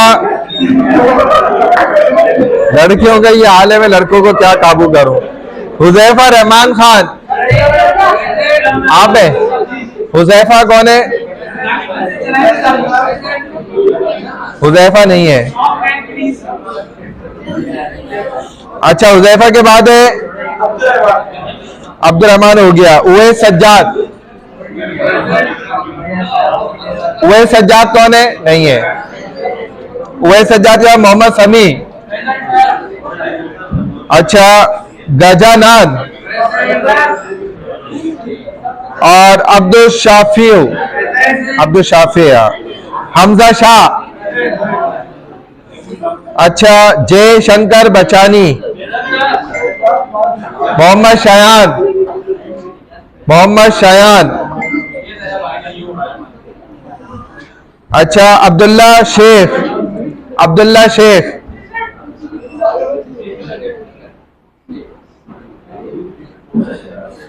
अच्छा, सारंग सोमरो कौन है? मोहम्मद तला।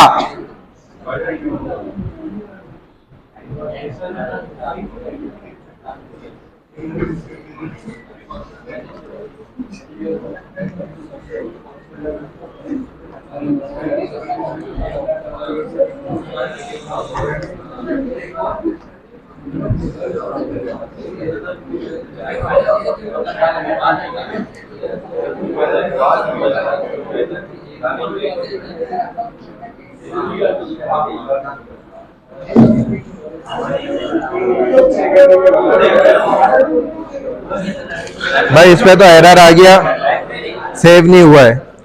लिखो अपना नाम, लिखो यहाँ से, रुको यहाँ से लिखो, सिर्फ नाम लिख दो अपना, बस रोल नंबर की जरूरत नहीं है, बस साफ सुथरा नाम लिखो बस। भाई अपने पेन निकाल लो साहब, नाम लिखो इस पे, आ जाए। आईडी लिखने की जरूरत नहीं है, अब्दुल रहमान लिख दो, क्योंकि अब्दुल रहमान 2 हैं। वहीं बैठो जगह पे।